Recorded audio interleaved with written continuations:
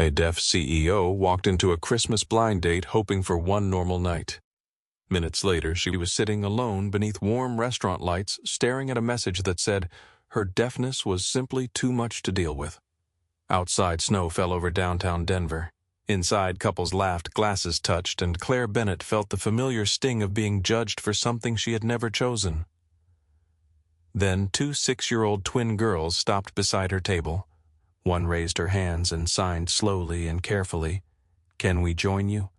Claire had no idea those 2 children belonged to a widowed single father working nights in her own company, or that meeting him would uncover a secret capable of changing all 4 of their lives. Stay with this story to the end. If it moves you, like the video and tell us in the comments where you're watching from. The little girl's question stayed with Claire long after the restaurant lights disappeared behind her.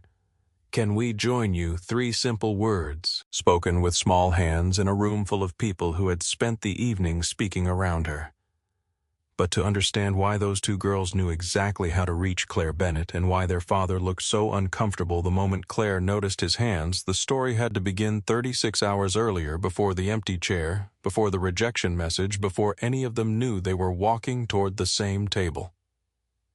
At 5:42 on Monday morning, Ethan Walker pushed open the front door of a narrow brick duplex in Aurora, Colorado, carrying the cold in with him. Snow dusted the shoulders of his dark work jacket. His boots were wet.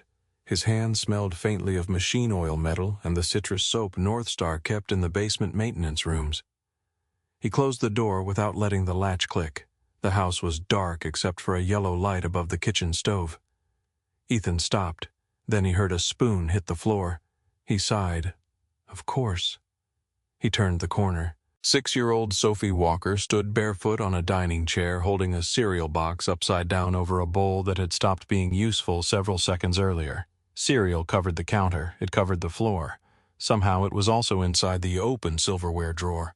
Her twin sister Mia sat at the table in red pajamas, reading the back of a pancake mix box with the grave concentration of someone reviewing a legal contract. Ethan stared at both of them. Sophie froze. Mia slowly lowered the box. Ethan pointed at the cereal. "Good morning to everyone except the person responsible for this." Sophie immediately pointed at Mia. Mia's hands moved. "Liar." Sophie gasped. "You're not supposed to tell on me." Mia signed again. "That is not telling. That is correcting history." Ethan bit the inside of his cheek to keep from laughing. He dropped his keys into a ceramic bowl by the door and signed to both girls.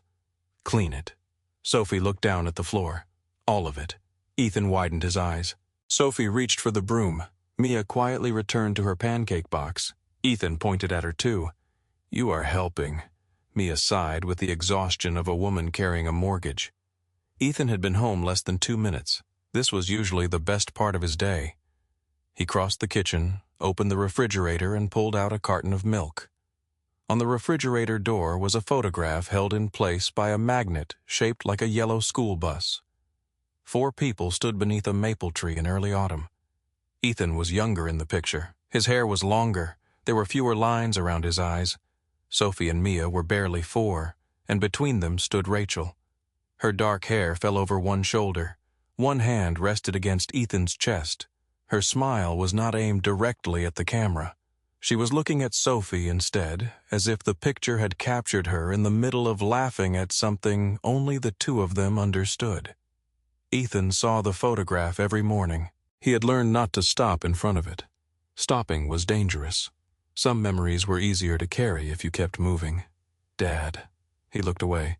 Sophie was holding the broom wrong. "What?" She pointed toward the refrigerator. "You're doing the thing again." "What thing?" "The staring thing." Mia looked up. "At Mom." Ethan opened the milk. "I was looking for the expiration date." Both girls looked at him. Sophie frowned. "The date is on the milk." "I know. The milk is in your hand. I also know that." Mia smiled. "Bad lie." Ethan poured cereal into 2 clean bowls. "Eat breakfast." That ended the trial. Mostly. Their mornings ran on a rhythm built out of necessity. Breakfast, hair, shoes, arguments about shoes, a frantic search for Mia's library book, a second frantic search for Sophie's left glove. Ethan packed lunches while the girls dressed for school. He made grilled cheese sandwiches because there was no time for anything more ambitious. Sophie entered the kitchen wearing 2 different socks and announced that nobody at school cared. Mia followed, wearing both of Sophie's missing gloves. Ethan looked at the ceiling. "Rachel, if you're watching this, I would appreciate practical help." Sophie laughed. "Mom would say you need a system. She had too many systems."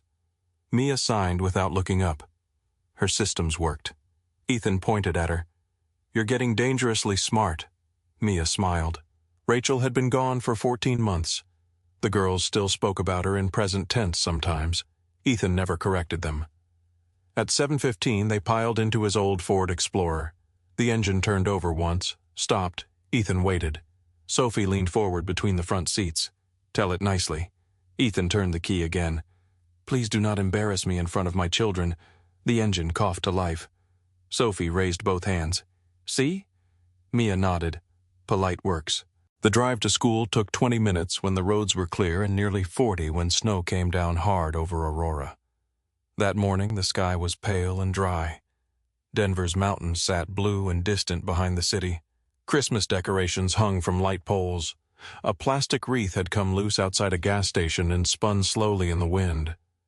At a red light, Sophie asked the question she had been asking every morning for a week. "Are we still making Mom's cookies tonight?" Ethan kept his eyes on the road. "If I'm awake." "You said that yesterday." "I was also tired yesterday." "You're tired every day." Mia looked at her sister. That was rude. It was true. Ethan glanced at them through the mirror. "We're making the cookies." Sophie smiled.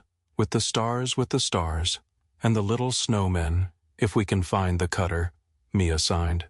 "Top drawer, behind the rolling pin." Ethan looked at her. "How do you know where everything is?" She shrugged. "Because I look." He laughed softly. Rachel used to say the same thing. At the school entrance, Ethan parked beside a line of minivans and watched parents hurry children through the cold. Some wore suits, some carried coffee. Some looked as exhausted as he felt. He got out and zipped Sophie's coat all the way to her chin. She complained. He ignored her. Mia reached for his hand. The girls had learned American Sign Language before they learned to read. Rachel had insisted on it. No household built around a deaf mother was going to treat sign language as something special or ceremonial. It was simply how the family spoke. After Rachel died, Ethan kept using it. At first, because the girls needed the connection. Later, because he did too. Sophie kissed his cheek. "Sleep." "I know. You say that. I do sleep." Mia narrowed her eyes. "Sometimes." Ethan smiled. "Go to class." The girls ran toward the entrance. Halfway there, Mia turned and raised both hands. "Love you," Ethan answered. "Love you more." Sophie saw it and immediately signed. Impossible. Then they disappeared inside. Ethan remained beside the Explorer for a few seconds. The parking lot became quiet around him. He pulled out his phone. 3 missed calls. 1 from a collection agency, 1 from the utility company, 1 from an unknown Denver number. He put the phone back into his pocket. He had learned there were problems that improved when confronted and problems that simply waited until there was money. The second category was winning. He drove home. 2 doors down, Mrs. June Parker stood on her porch wearing a blue bathrobe beneath a winter coat. She was 72, widowed, stubborn, and convinced that ladders were a government conspiracy designed to make old people dependent on younger ones. She waved him over. "Your timing is perfect." Ethan stopped walking. "That sentence has never once improved my morning. My kitchen light keeps flickering." "Change the bulb." "I did." "Then stop turning it on." June stared at him. Ethan sighed. "Give me 5 minutes." It took 20. A loose connection behind the wall plate had begun to discolor the wire. Ethan replaced the damaged section, tightened the connection, and tested it twice. June stood behind him holding coffee. "You should charge people for this." "I do charge people. You don't charge me. You pay me in banana bread. That bread is worth money, not the last one." She slapped his shoulder with a dish towel. Ethan smiled. June watched his hands as he packed away his screwdriver. "You work too much. I'm going home to sleep." "You said that yesterday. That seems to be everybody's favorite sentence today." June leaned against the counter. "Those girls need you alive, Ethan." He stopped. She softened immediately. "I know you're doing what you have to do." He closed the tool bag. "I'm fine." June looked at him for a long moment. That's another sentence people use when they want the conversation to end. Ethan lifted the bag. See you this afternoon. June let him leave. She knew pushing harder would only make him walk faster. By 8:30, Ethan was back inside his duplex. The house felt completely different without the girls. Too still. He kicked off his boots and went to the bedroom. He closed the curtains. His night shift at North Star began at 8:00 that evening. If he was lucky, he could sleep 6 hours before school pickup. He lay down fully dressed. For several minutes his eyes stayed open. Then he heard Rachel's voice in memory. Not the sound itself. He remembered the shape of her mouth, the rhythm of her hands. You cannot keep pretending exhaustion is a personality. He rolled onto his side. Noted. He fell asleep. Across Denver, Claire Bennett had been awake for hours. Her office occupied the 39th floor of North Star Adaptive Technologies, a glass tower near Union Station where the windows faced west toward the mountains. The room looked like the office of someone people wrote magazine profiles about. Awards on one wall, patent certificates on another. A framed photograph of Claire shaking hands with a United States senator. A business journal cover with Claire's face beside the headline about innovation and inclusive technology. None of those things were the object Claire looked at most. That honor belonged to a narrow silver bracelet resting against her wrist. Her mother's. Claire wore it during difficult meetings. That morning qualified. 11 people sat around a black conference table. Claire sat at the head. Beside her was Monica Hayes, North Star's chief legal officer and Claire's closest friend.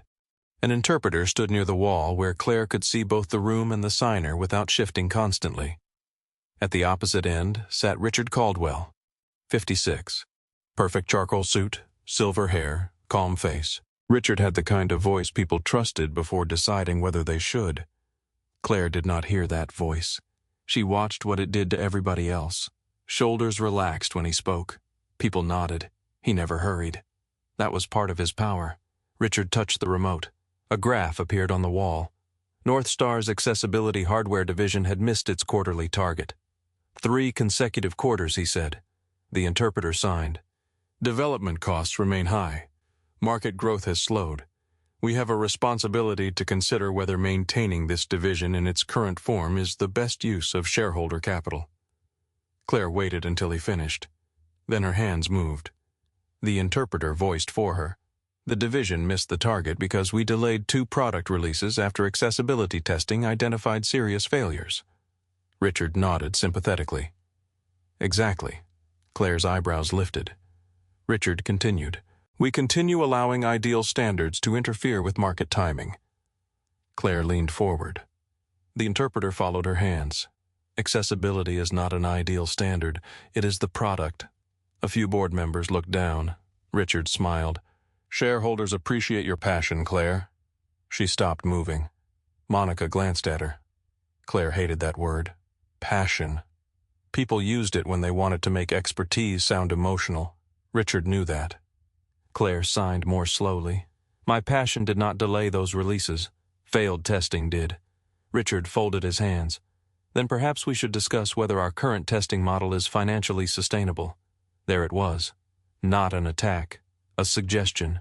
Richard rarely kicked doors open. He loosened hinges until someone else pushed. Claire looked around the table. What exactly are you proposing exploration? He clicked the remote again. A new slide appeared. Strategic divestiture options. Claire's face hardened. Richard continued. There are companies interested in acquiring the patents, the hardware portfolio, and selected staff. Claire signed immediately. No. Richard looked almost amused. We haven't discussed terms. We don't need terms. Claire, no. The interpreter's voice carried her answer cleanly across the room. You do not dismantle the division that defines why this company exists because one spreadsheet makes you uncomfortable. Richard leaned back. This company exists to create value. Claire's hands moved, for whom the room became still. Richard met her eyes, then smiled again. The meeting ended without a vote, but Claire knew it had not ended. 30 minutes later, Monica followed her into her office carrying 2 cups of coffee. Claire pointed at one. Is that bribery? Monica understood enough sign to catch the question. It is medical intervention. Claire took the cup. Monica sat across from her. You need one evening that does not involve Richard Caldwell, shareholder reports patents, or me. Claire signed. I like 3 of those things. Which 3? Claire stared at her. Monica smiled. Fine, I deserve that. She reached into her bag and placed a small card on Claire's desk. Restaurant name, Tuesday, 7:30. Claire read it, then looked up. No, you don't know what it is. Yes, I do. How you have the face. What face the face you make when you're about to interfere with my life. Monica pressed both palms against the desk. It is one dinner. Claire pushed the card back. No. Monica pushed it toward her again. You have not been on a real date in 11 months. 11 peaceful months. The last man was an idiot. The last 3 men were idiots. That is statistically promising. Claire almost smiled. Monica continued. This one knows you're deaf. Claire's expression changed slightly. Monica caught it. He knows before the date. No awkward reveal. No ridiculous questions. Claire signed. The last one asked if deaf people were allowed to drive. Monica winced. I still think you should have run him over. Claire laughed silently. Monica pointed at the card. Tuesday, 7:30. Just dinner. Claire stared at the restaurant name. She hated that agreeing felt brave. At 39 years old, she could negotiate 8-figure contracts without raising her pulse. Dating still made her feel 16, not because she was shy, because every new man eventually had to decide whether Claire's deafness was part of her or an obstacle attached to her. She picked up the card. One dinner. Monica smiled. One dinner. Neither woman knew the dating service had matched Claire with someone already inside her professional orbit. By 3:10 that afternoon, Ethan was standing outside his daughter's school with coffee in one hand and a yawn he could not hide. Sophie came running first. Mia followed, carrying a construction paper snowflake. Dad, what tomorrow is early release? I know, you forgot last time. I remembered eventually. You remembered when the school called. That still counts as remembering. Mia handed him a paper from her backpack. Ethan read it. Tuesday dismissal at noon. He rubbed his forehead. His shift would end at 6. He needed sleep. June had a doctor appointment. The school holiday program was full. He looked at the girls. Sophie watched his face. We can come to work. No, we did before for 20 minutes. We were good. You climbed into a laundry cart. Sophie looked offended. It had wheels. Mia signed. It was educational. Ethan folded the paper. We'll figure it out. That was another sentence he had learned to use when the answer had not arrived yet. That evening, North Star emptied from the top floors down. Executives left first, then engineers, then administrative staff. By 9:30, the tower belonged to security officers, cleaning crews, and men like Ethan. He changed filters, checked boilers, replaced a valve in a restroom, reset a faulty elevator sensor. At 11:18, his radio crackled. Walker's server room B is running warm again. Ethan picked up his tool bag. On my way. Server room B sat behind a secured door on the lower technology floor. Facilities staff could enter because cooling equipment ran through the space. Ethan swiped his badge. Green light. Inside rows of black cabinets hummed beneath fluorescent lights. He checked the temperature, then the coolant system. The cooling problem was minor. The error message glowing on a nearby diagnostic screen was not. Ethan stared at it. He knew that code. He should not have known that code. He set his tool bag down. The accessibility navigation module had failed another routine build test. The same bug Rachel had complained about years earlier. A focus reset that stranded keyboard only users inside certain menus. Engineers had fixed it twice. It kept returning after updates. Ethan looked toward the door. Empty corridor. He pulled a battered laptop from beneath a shelf in the maintenance cabinet. The laptop technically belonged to facilities. The software inside did not. He connected through a diagnostic port. Lines of code filled the screen. Ethan's shoulders changed. The tired maintenance worker disappeared. His eyes sharpened. His fingers moved quickly. He found the broken dependency, then another. Someone had restored an older configuration file during the last deployment. He whispered, "Why would you do that?" He checked the change history. Access restricted. Ethan stared. Then he opened his own patch directory. 14 months of folders, dates, version numbers, notes. He worked for 40 minutes, tested, failed, adjusted, tested again, pass. He ran a second accessibility check, pass, then a third, pass. Ethan leaned back. The old laptop carried a faded white sticker near the hinge. Rachel's handwriting had almost rubbed away. "Build it for the person who needs it most." He ran his thumb over the words. For several seconds, the server room disappeared. He was sitting beside Rachel in a hospital room again. Her hair was gone. Her laptop rested across her knees. She was furious because Northstar's software had locked her out of a document halfway through editing it. Ethan had been more afraid of the cancer than the computer. Rachel had been more angry about the computer. She had signed at him, "Stop looking at me like I am dying." Then after a pause, "Fix this." He had laughed.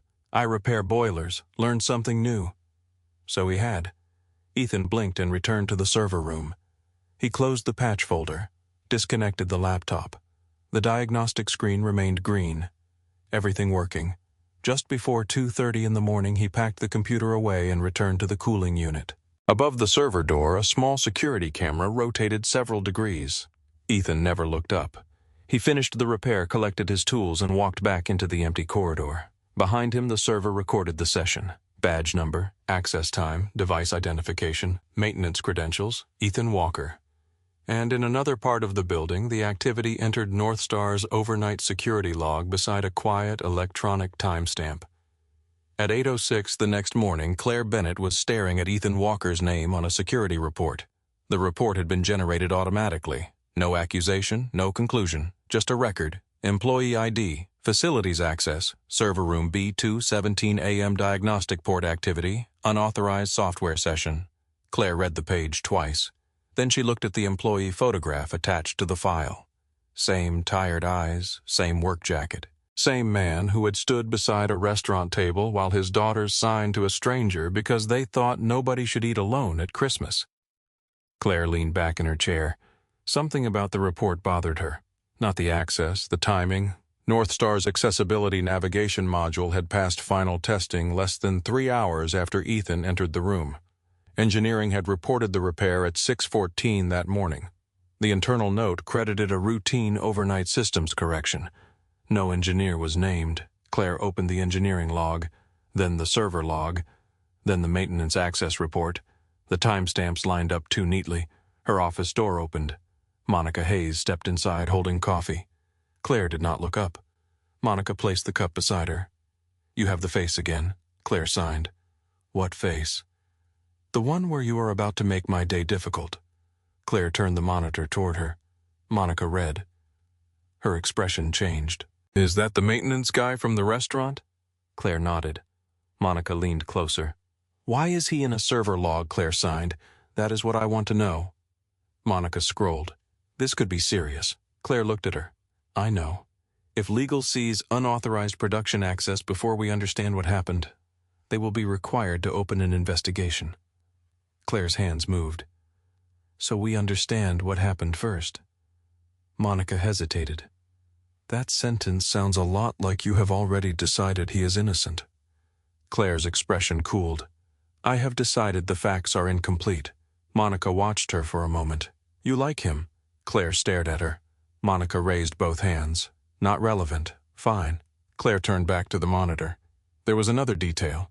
Ethan's access history went back farther than one night. Much farther. The report in front of her had only flagged the most recent session. Claire requested a broader audit. The system returned 14 months of irregular activity. Her body went still. 14 months. Access after midnight. Server rooms, diagnostics, temporary scripts, testing environments. Small patches attached to maintenance credentials that should never have been able to reach development systems in the first place. Claire began opening the records one by one. A screen reader crash-fixed 8 months earlier. A keyboard navigation defect corrected before a federal accessibility review. A security vulnerability patched hours before engineering had formally escalated it. A speech output compatibility issue resolved during a holiday weekend. The work was careful, consistent, quiet, and everywhere she looked the same identifier appeared. Ethan Walker. Monica stopped reading over Claire's shoulder. "This is not curiosity." Claire shook her head. No, it was not. Someone had been doing engineering work inside Northstar while officially employed to change filters and repair plumbing. Someone had been doing it for more than a year. Claire stood. Monica caught her wrist. "Do not confront him alone." Claire looked down at Monica's hand. Monica released her. "I am your lawyer. I am allowed to be nervous," Claire signed. "Then be nervous upstairs." She left. The elevator ride to the lower floors took less than a minute. Claire spent the entire descent thinking about Ethan's hands. The scars she had noticed at dinner. Small circular burns. Precise. Repeated. Not the marks of a man who occasionally touched a wire. The marks of someone who had spent years learning where not to put his fingers. The elevator opened onto the mechanical level. The air changed immediately. Cold concrete, machine oil, dust, the distant vibration of industrial equipment.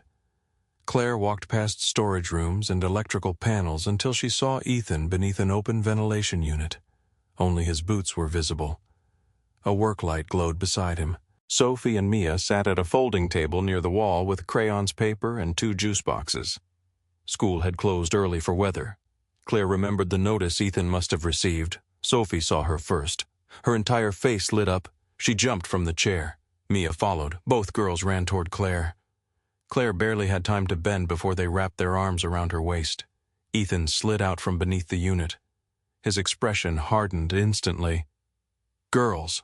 They ignored him. Sophie signed rapidly. "You came to Dad's work." Claire smiled. "Yes." Mia pointed at the ceiling. "Dad says this building breathes through giant metal lungs." Claire looked at Ethan. He wiped grease from his hands with a cloth. "I was trying to make air conditioning interesting." Sophie shook her head.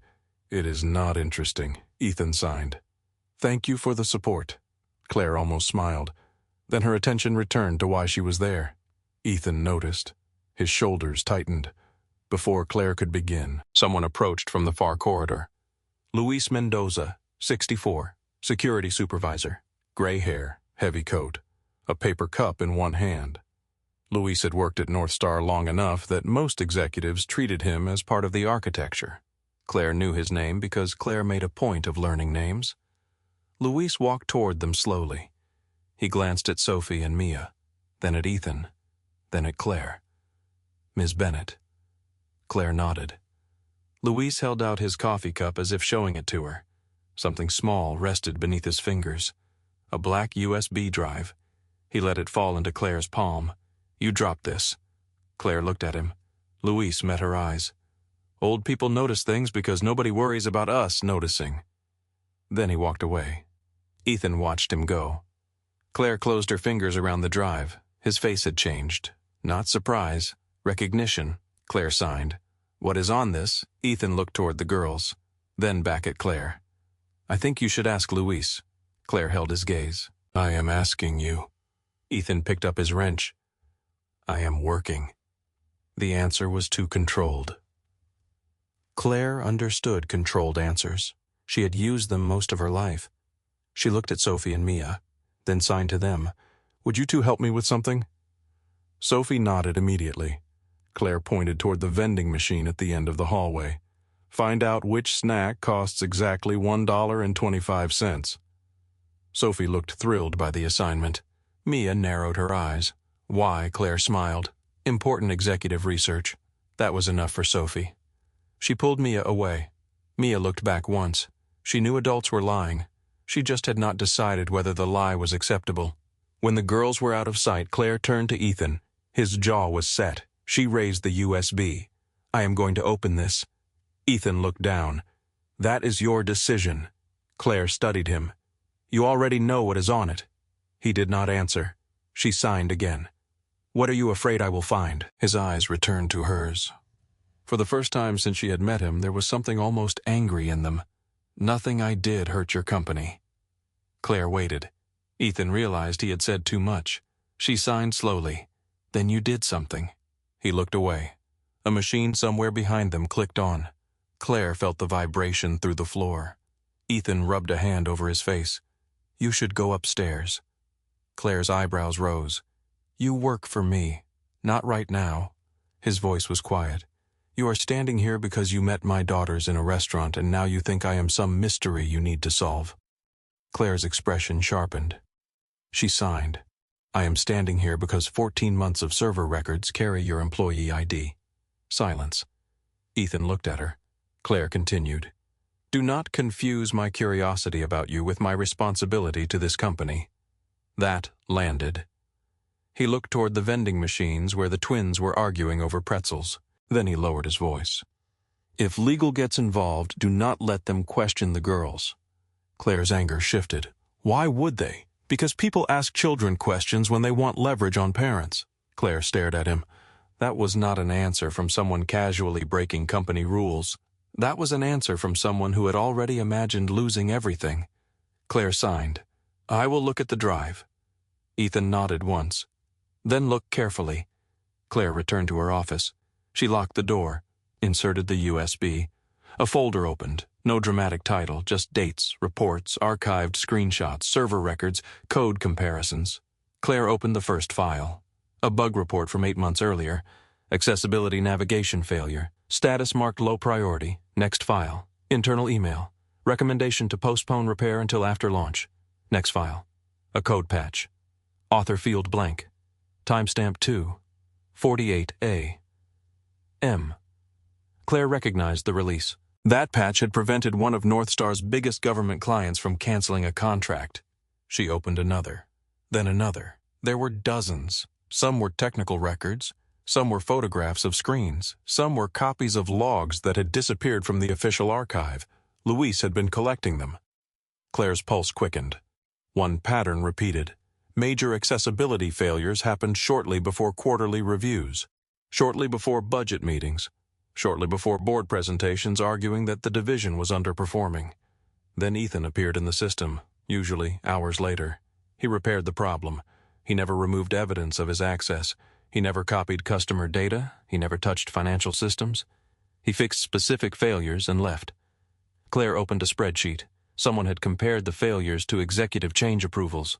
One name appeared again and again. Richard Caldwell, not always directly, sometimes through restructuring staff, sometimes through temporary administrative credentials, sometimes through project managers Claire knew answered to him. Claire sat back. Her office suddenly felt too quiet. She thought about Richard at the board table. 3 consecutive quarters, unsustainable performance, strategic divestiture. He had not simply been documenting decline, he had been helping create it. Her phone vibrated. A message from Monica. Board meeting moved to 3 Azoro. Claire typed back. Come to my office now. Monica arrived 4 minutes later. Claire turned the screen toward her. Monica read in silence. Then she sat down. This is not enough. Claire looked at her sharply. Monica continued. It is enough to scare me. It is enough to start an investigation.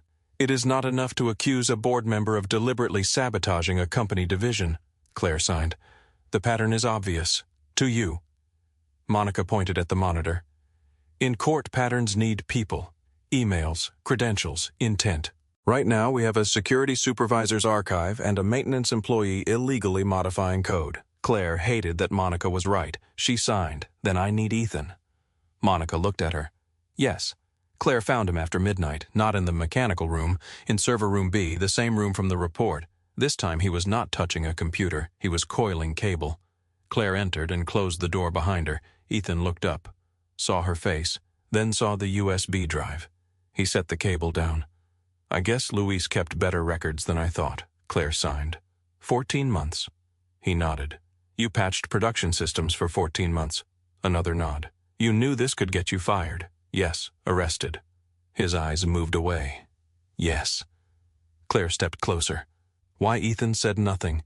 Claire's hands became faster. You had no authorization, no engineering title, no protection. You risked your job, your home, your daughter's stability. Why? Ethan looked at the floor. Because it was broken. Claire stared at him. That is not an answer. It was for me. No. She shook her head. It is an excuse. That got a reaction. Ethan's head lifted, his face hardened. You want the truth? Claire held his gaze. Yes. He walked to a metal cabinet in the corner, opened the bottom drawer, pulled out a worn spiral notebook. The cover was soft at the edges. A woman's name was written across the front. Rachel Walker. Ethan placed it on the workbench between them. My wife worked here. Claire looked down. She knew that much. She signed. Accessibility research. Yes. 5 years ago. Yes. Richard Caldwell approved her termination. Ethan's face changed. So Claire had found the file. He nodded. Claire opened the notebook. Pages of handwritten observations filled it. interface problems, user testing notes, short sketches of screen layouts, ASL notation, comments in the margins, some angry, some funny, some underlined hard enough to tear the page. Ethan watched Claire read. Rachel was good at seeing what engineers missed. Claire turned a page. She was deaf, since birth. Claire looked up. Ethan continued. She tested the software the way actual people used it. No shortcuts, no pretending something was accessible because somebody checked a box. He touched the edge of the notebook. She made people uncomfortable. Claire's eyes narrowed. How she told them when they were wrong. Despite everything, Claire almost smiled. Ethan did not. One launch failed keyboard navigation in half the menus. Engineering wanted to ship anyway. Rachel refused to sign the test approval. Claire looked down at the old notes. What happened? They called her difficult. He gave a small, bitter laugh, then aggressive. Another page, then not collaborative. Claire knew the progression, different words, same destination. Ethan continued. Richard chaired the personnel committee. He said she was damaging morale. Claire's hands moved slowly. And then they fired her. Yes. Ethan looked at the notebook. I hated this place for a long time. Claire did not defend North Star. That surprised him. She only asked, "Why did you work here afterward, insurance?" The answer came immediately. Claire stopped. Ethan looked toward the server racks. Rachel got sick 7 months after they fired her. His voice became flatter, not emotionless, controlled enough to survive the sentence. Cancer. Claire lowered her hands. Ethan continued. The treatment was expensive. I had maintenance certification. North Star had better health coverage than the company I was with. Luis helped me get an interview. Claire looked toward the closed door. Luis, another piece. Ethan said Rachel laughed when I told her. He looked down, said getting fired from a company and then sending your husband back to work there was probably the most American thing she had ever done. Claire smiled despite herself. Ethan did too, for 1 second. Then it disappeared. She got weaker. He rested both hands on the workbench. Her hearing was never the problem. People kept acting like cancer made deafness harder, but it did not. What made everything harder was software that stopped working every time somebody updated it. Claire listened with her eyes. Ethan signed now, maybe because certain memories belonged more naturally in his hands. Her screen reader crashed. Video appointments had captions that disappeared. Hospital portals timed out before she could finish forms. She spent hours fighting systems built by companies that claimed they cared about accessibility. Claire looked at him. What did you do? Ethan gave her a tired smile. I complained. Claire waited. That worked about as well as you think. He opened the notebook to a page filled with code fragments. So I learned. Claire looked at the writing. You taught yourself programming. At first I taught myself enough to break things in new ways. Claire almost laughed. Ethan continued. Rachel knew product logic. I knew electrical systems. We started with simple scripts, then Python, then JavaScript, then whatever else the software required. Claire turned pages. 2 sets of handwriting appeared. Rachel's notes, Ethan's code. Side by side, she tested everything. His expression softened. If she could make it fail, she did. A memory moved across his face. She used to sit in bed with that notebook and sign, again, every time I thought something finally worked. Claire looked at the word written in the margin. Again. Underlined 3 times. Ethan's voice became quieter. Near the end, she could not sit up for long. Claire stopped turning pages. One night, she was trying to access a document for the girls, letters she had written for birthdays. His throat tightened. The software failed. Claire felt something change in the room. Ethan looked at his hands. I remember being angry at the computer because being angry at cancer did not fix anything. He swallowed. Rachel told me to stop acting like the machine had betrayed us personally. A weak smile. Then she told me to fix it. Claire watched him. So I did. He looked at the notebook again. She died 6 weeks later. Nothing moved for several seconds. Claire did not sign sorry. She had already learned that Ethan did not need another person putting a soft expression around his grief. Instead, she asked, "Why did you keep coding after she died?" His eyes lifted. That question was harder. He looked toward the server lights. When she was alive, every patch solved a problem she could point to. Pause. After she died, I did not know what to do with everything she taught me.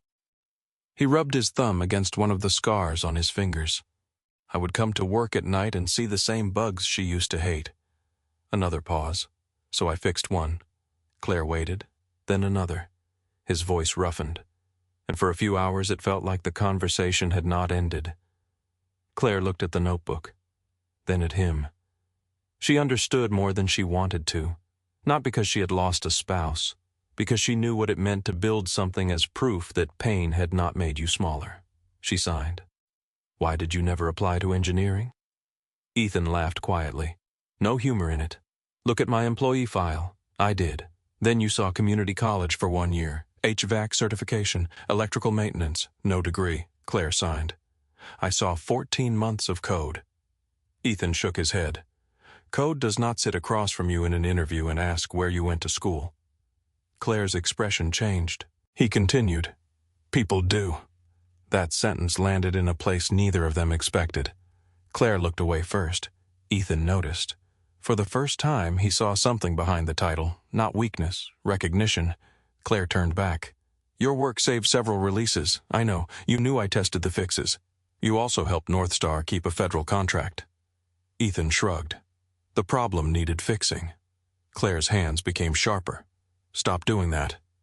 He frowned. Doing what, making your work smaller so nobody can accuse you of being proud of it? Ethan stared at her.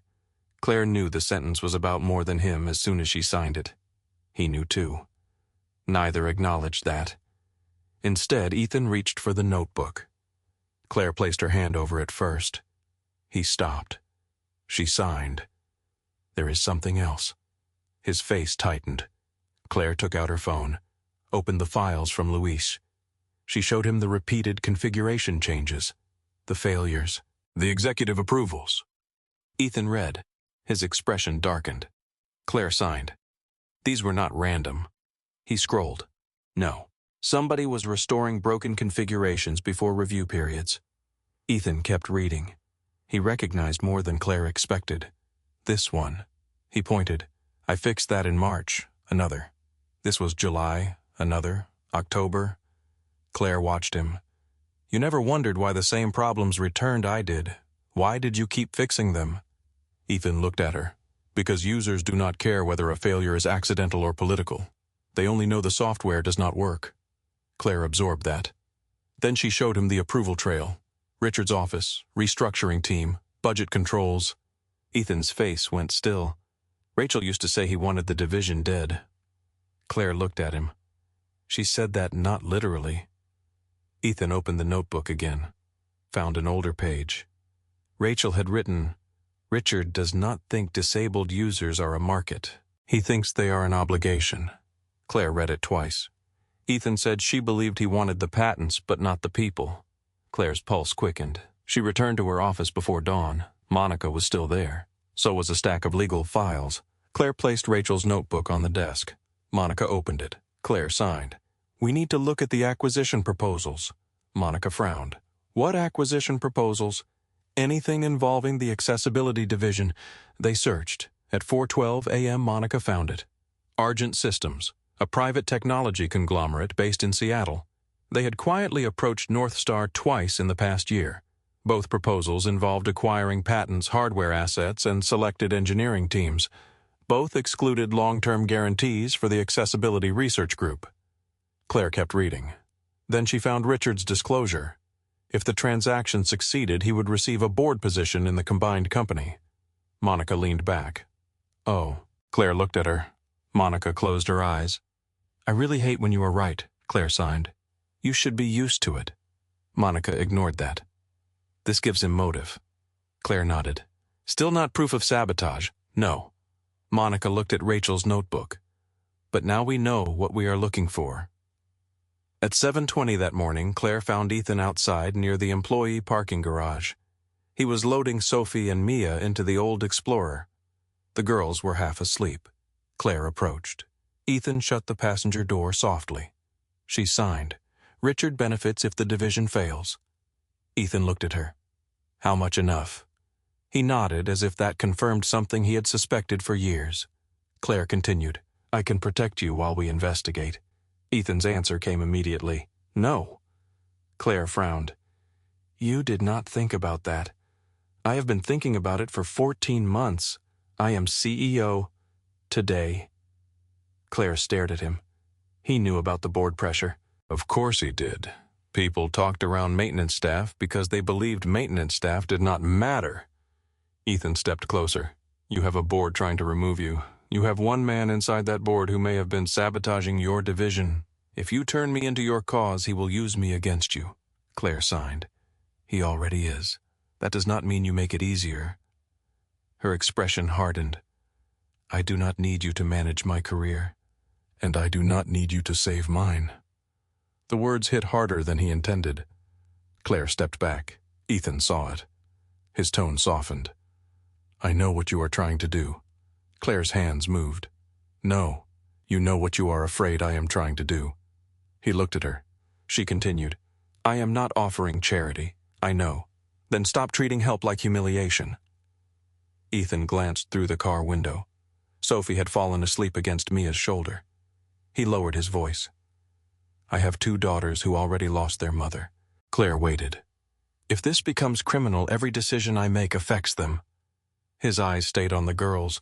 I can lose my job. I can lose this apartment. I can start over. Then he looked at Claire. I cannot gamble with them.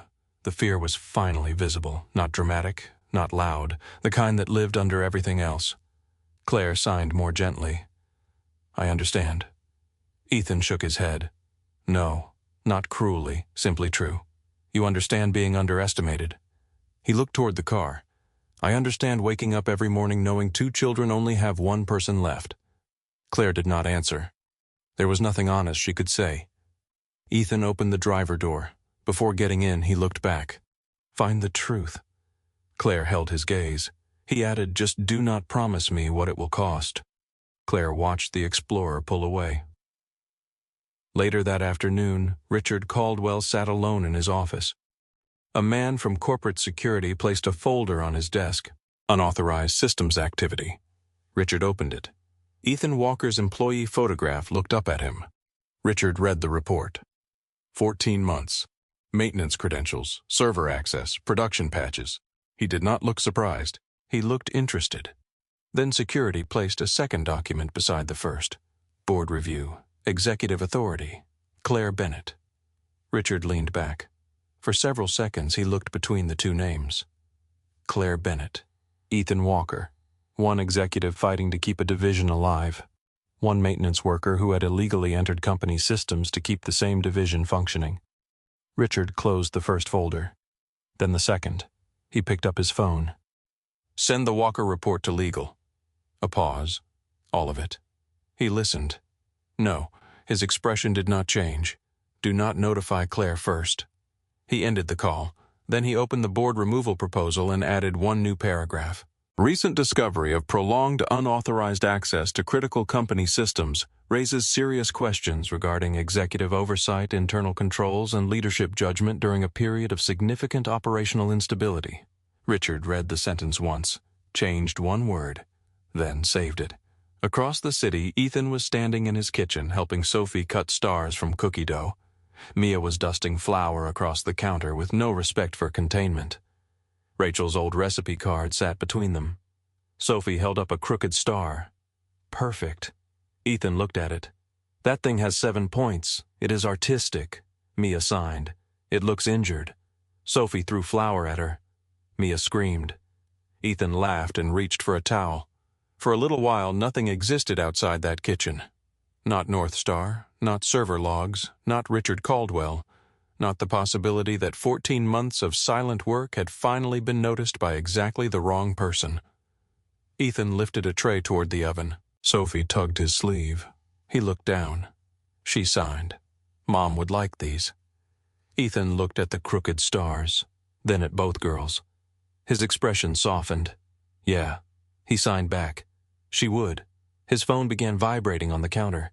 He ignored it once, then again. On the third call, Mia pointed toward it.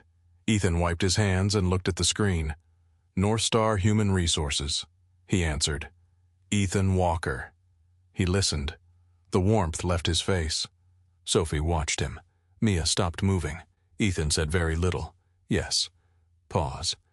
I understand. Another pause. What time? His eyes moved to the girls. All right. He ended the call. For several seconds he remained still. Sophie signed. What happened? Ethan looked at the cookie tray in his hands, then at his daughters. He forced a small smile. Nothing we cannot handle. Mia studied his face. She did not believe him. This time Ethan did not blame her. The call from Human Resources ended at 6:14 that evening.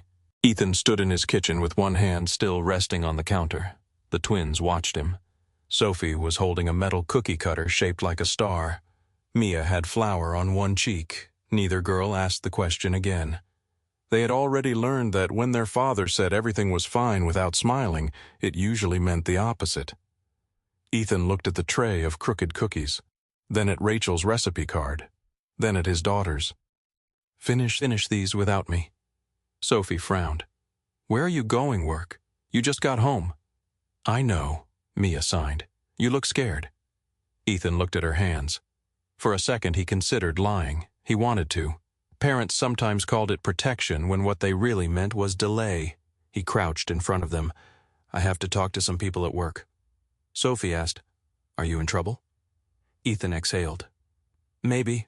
Mia immediately signed. Did you do something bad, no? He paused, then corrected himself. I broke a rule. Sophie looked confused. Why? Ethan glanced toward Rachel's photograph on the refrigerator. To fix something. Mia stared at him. Then why would that be bad? Ethan had no answer that belonged in a 6-year-old's kitchen. He reached for both girls. They stepped into his arms. Mrs. Parker is coming over. Sophie pulled back. Are you coming back before bed? Ethan looked at her. I'm going to try. That was the most honest promise he could make. North Star headquarters looked different at night when you entered through the front doors instead of the employee service entrance. Ethan had worked in the building for 7 years. He had repaired conference room lights on 30 floors. He had crawled beneath executive bathrooms. He had replaced air filters outside offices where people discussed contracts worth more than he would earn in several lifetimes. He had never once walked into the building feeling like everyone knew his name. Tonight, they did. The security officer at the desk looked at him too long. 2 employees crossing the lobby stopped talking. Ethan understood immediately. The report had moved. He reached the elevator. His badge did not work. He tried again. Red light. A woman from Human Resources appeared beside him. Mr. Walker. Ethan turned. She held a folder against her chest. Behind her stood a security officer he knew. Calvin. They had eaten vending machine chili together during overnight fire inspections. Calvin would not meet his eyes. The woman said, We need to speak in conference room 4. Ethan nodded. No argument, no outrage. He had spent too much of his life learning what happened when people with less power became visibly angry in rooms controlled by people with more. He followed her. 3 people waited inside. Human Resources, Corporate Security, Legal, no Claire.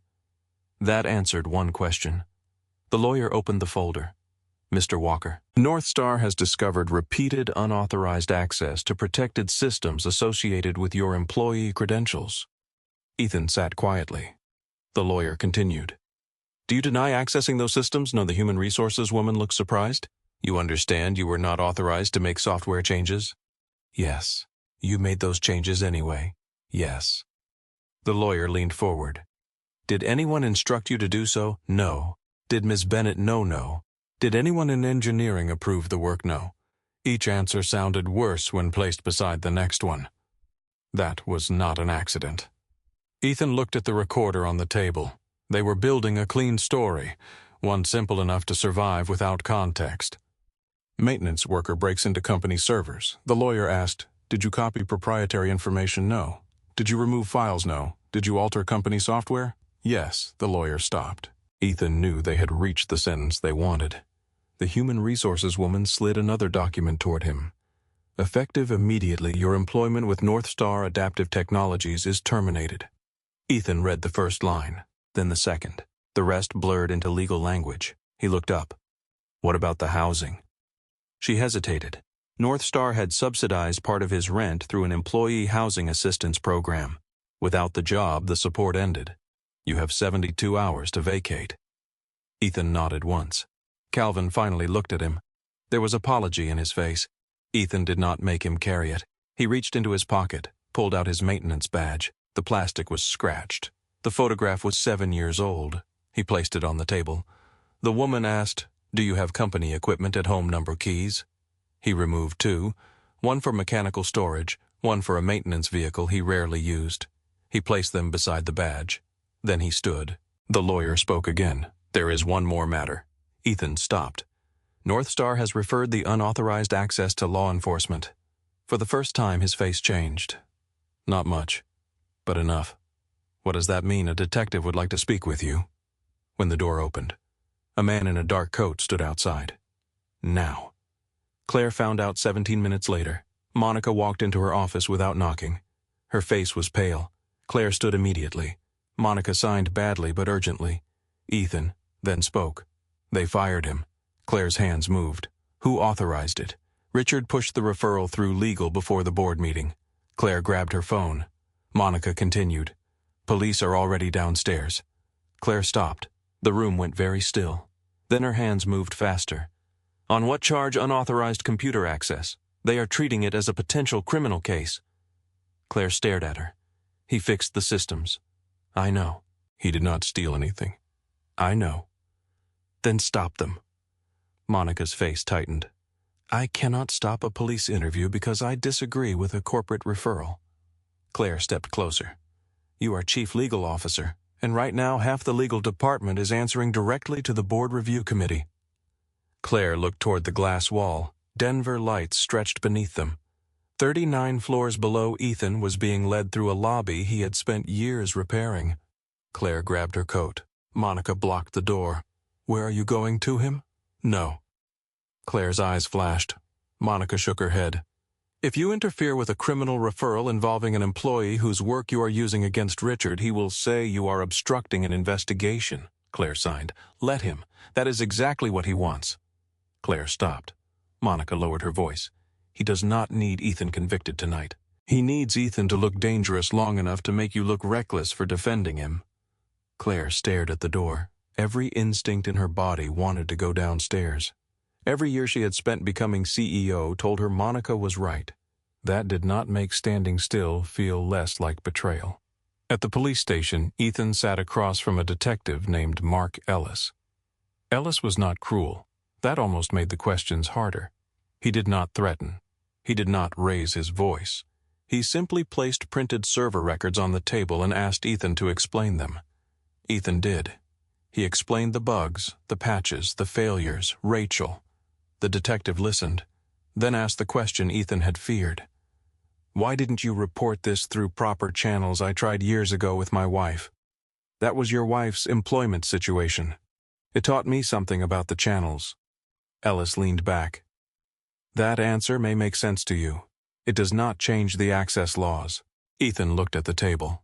His phone vibrated in a plastic tray across the room. Again. Then again. Ellis noticed. "You need to get that my daughters." The detective's face softened. "How old? 6? Who are they with my neighbor?" "Permanent guardian, no." The word sounded harmless when spoken. It was not. By the time Ethan was released from the interview room, Mrs. Parker had called 12 times. He answered. "June." Her voice was shaking. "There are people here." Ethan stopped walking. "What people?" "A county worker. Police came by asking questions. Somebody told them you were detained." "I'm not detained. Not yet." June lowered her voice. "They're asking who has legal authority over the girls." Ethan closed his eyes. "I'm coming home." Before he reached the exit, Detective Ellis stepped toward him. "Mr. Walker." Ethan turned. "The company provided additional information while we were talking." Ethan's stomach tightened. Ellis continued. "The district attorney wants the matter reviewed before you leave." "How long? I don't know." Ethan looked at his phone. "Then I need someone to get my daughters." The detective nodded toward a chair. "Make the call." Ethan called Claire. He stared at her name before pressing it. She answered on the second vibration. He did not know whether she could hear his breathing. He remembered and switched to video. Claire's face appeared. He signed. "They may hold me." Claire went still. "My girls are with June. She is not their legal guardian." Claire immediately signed. "I will come." Ethan shook his head. "No." Her expression hardened. He continued. "Do not come here." "Why?" "Because Richard wants you attached to this." Claire stared at him. Ethan signed more slowly. "If he can make me look like a criminal, he can make you look irresponsible for protecting me." Claire's hands cut through the air. "You are asking me to leave 2 children alone while their father is being used as evidence. They are not alone, not yet." Ethan looked down. He knew she was right. He hated her for being right because he had no energy left to hate the people who had caused it. Claire signed. "I can arrange counsel." Ethan hesitated. "That I'll take." Her expression softened slightly. Then Ethan added, "But not you showing up with cameras outside." Claire's face changed. He had hurt her. He had not meant to. "I am not a camera." Ethan closed his eyes. "I know." He looked through the glass wall of the station. "I just cannot lose my daughters because someone decides I became your charity project." Claire stared at him. Then she signed. "You are not, I know. Then stop saying it." He had no answer. The call ended 3 minutes later. At 10:41 that night, a county caseworker arrived at Ethan's duplex. Her name was Karen Doyle. She looked tired, not heartless. That mattered less than Ethan wanted it to. Mrs. Parker stood inside the doorway with Sophie behind one leg and Mia holding her hand. Karen explained that because Ethan was being held pending further review and no approved legal guardian was immediately available, the twins would need temporary placement until the situation was assessed. June's voice rose. "They know me." Karen nodded. "I understand. I have watched them since they were babies." "I understand. Then leave them here." Karen's face tightened. "I cannot." Sophie stepped forward. "Where is Dad?" June looked away. Mia did not. She watched Karen, then signed. "Is he coming home?" Karen did not understand. Sophie translated. She asked if Dad is coming home. Karen crouched. "Not tonight." Mia's face collapsed before the tears came. Sophie grabbed her hand. "No." The word was small, then louder. "No." June turned away. She pressed one hand over her mouth. The girls had lost their mother once. Now strangers were carrying overnight bags through the same doorway. Across Denver, Claire stood at the head of North Star's board table. Richard sat 10 feet away. Between them lay copies of server logs, acquisition documents, and Rachel Walker's employment file. Claire's interpreter stood at her shoulder. Claire signed. Ethan Walker repaired critical failures for 14 months. Richard folded his hands. That is not disputed. He prevented product collapses. That is not disputed either. Then why was he terminated before I was notified? Richard's expression remained calm. Because he committed a serious security violation. He repaired failures your restructuring team helped create. A murmur moved around the table. Richard looked mildly disappointed. Claire, accusations like that require evidence. She pushed the logs forward. Here. He barely looked at them. This shows irregular access. It shows configuration changes before failures, not intent. It shows your office approved those changes. My office approves thousands of technical decisions. Claire leaned forward. You expect me to believe all of this is coincidence? Richard replied. I expect the board to distinguish suspicion from leadership. Claire's jaw tightened.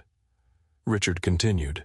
You are defending a maintenance employee who secretly entered protected systems because his work happened to benefit a division you are emotionally attached to. Claire's hand stopped. There it was again. Emotionally attached. Another phrase designed to shrink principle into instability. She signed slowly. This company exists because people like Rachel Walker were ignored by companies like this one. Richard's face changed at Rachel's name. Claire saw it. Only for a second. But she saw it. She continued. If this board proceeds with my removal while suppressing evidence of deliberate operational interference, I will release everything. Richard leaned back. To whom the press? Several board members shifted. Claire did not look away. I will release the server logs, the acquisition proposal, Rachel Walker's termination record, and the timeline of Ethan's repairs. Richard smiled. A press conference during an active criminal investigation could be interpreted as extraordinary instability, Claire signed. I understand that you would like it interpreted that way. His smile faded. The vote was delayed. 7-4. 2 abstentions. For 6 hours, Claire believed delay meant time. Richard used those 6 hours better. By 7:00 the next morning, the restaurant message was online.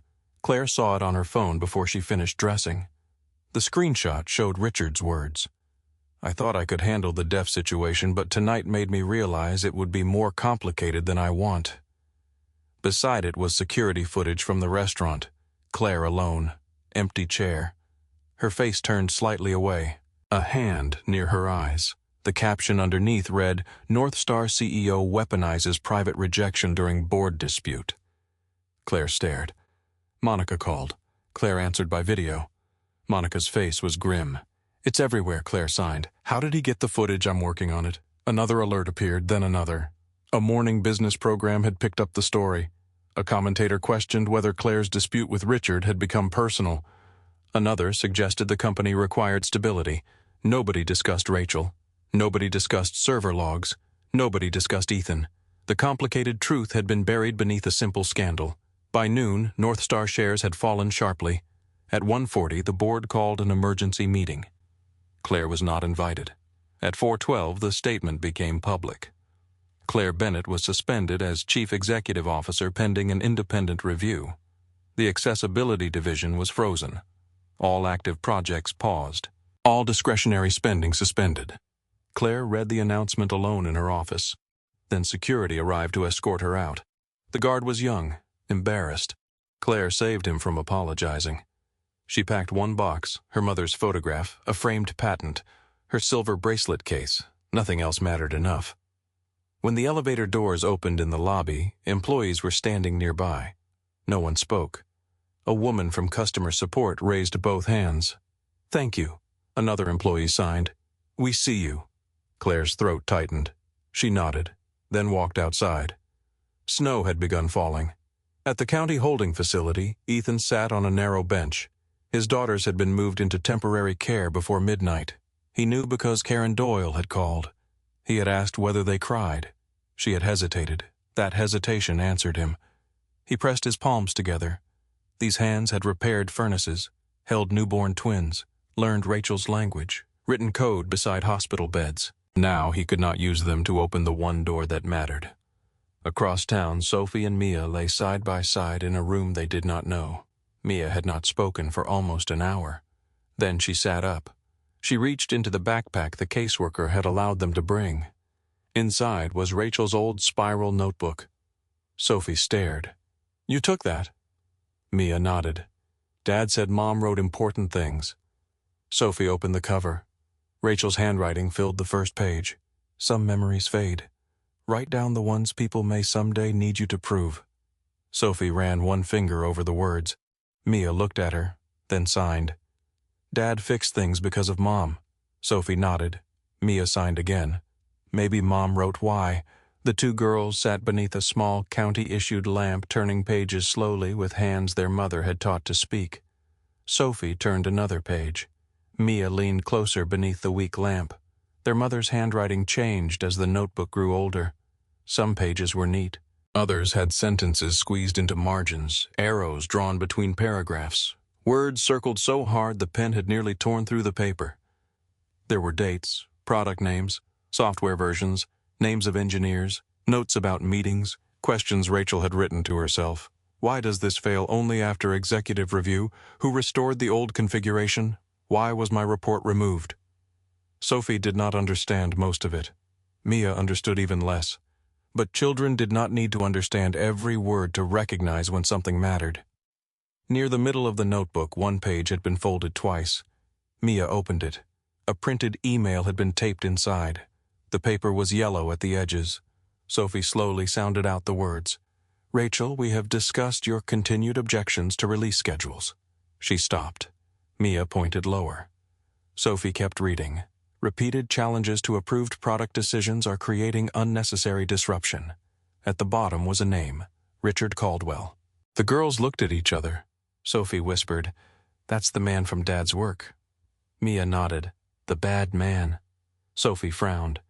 Dad says we are not supposed to call people bad. Mia signed back. Then he should stop doing bad things. Sophie considered that. It was difficult to argue with.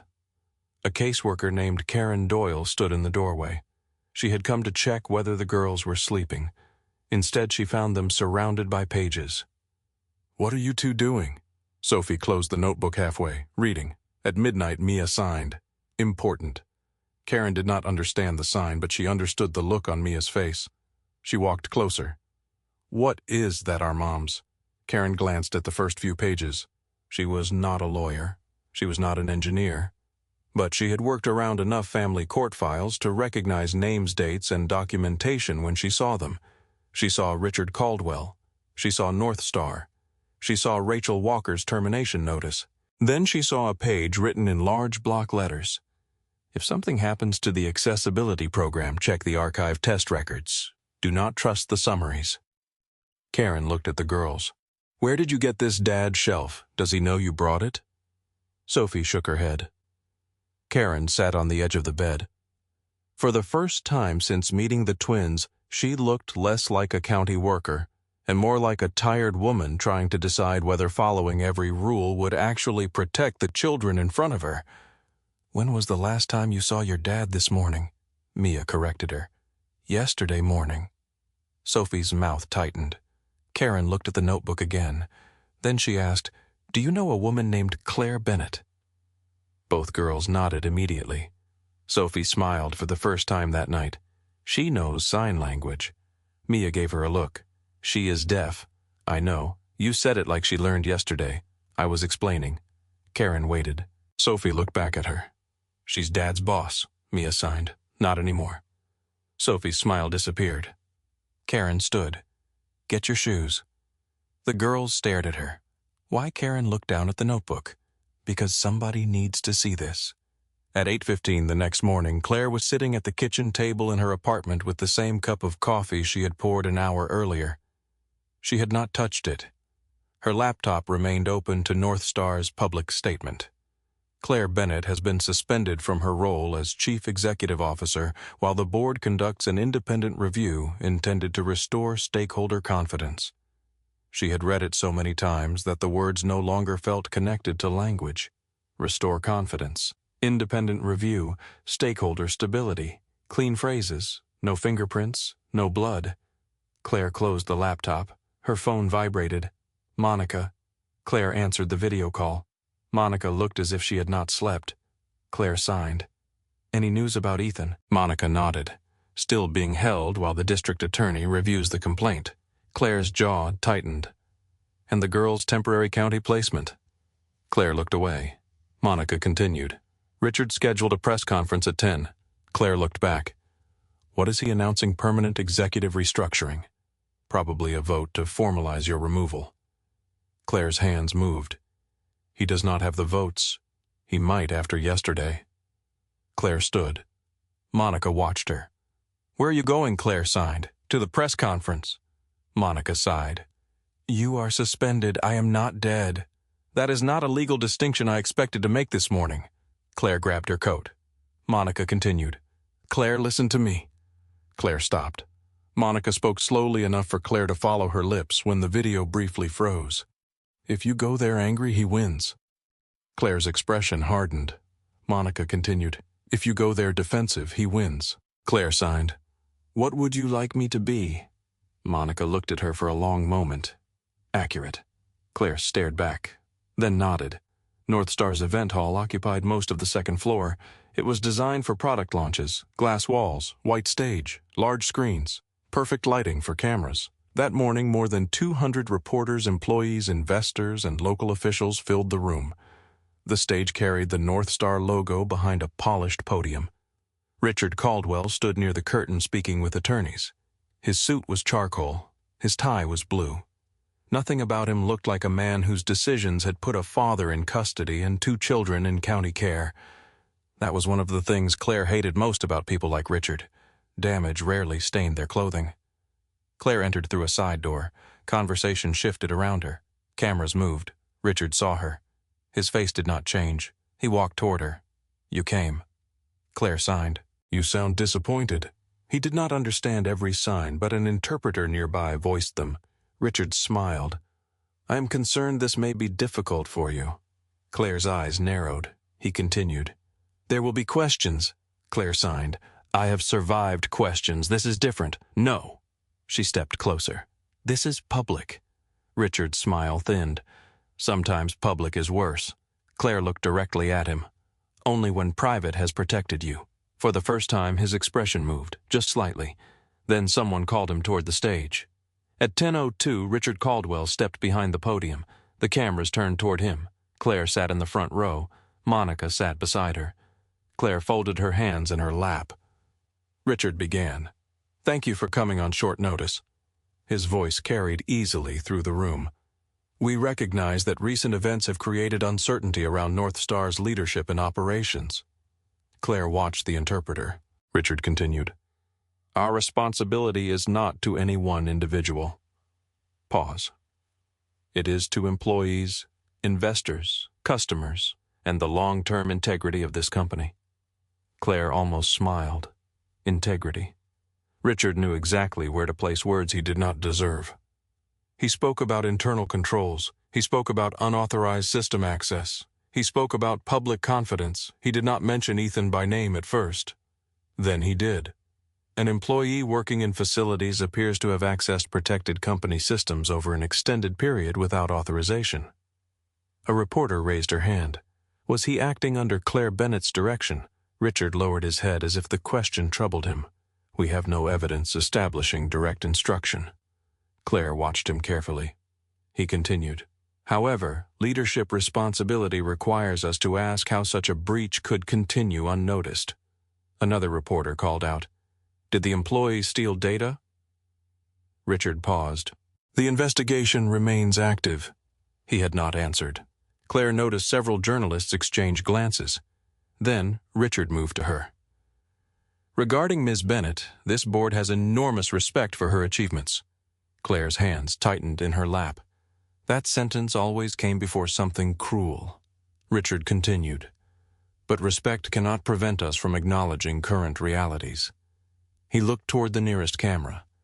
In moments of crisis, leadership depends on communication that is immediate, uncomplicated, and trusted. The room changed. Claire felt Monica turn beside her.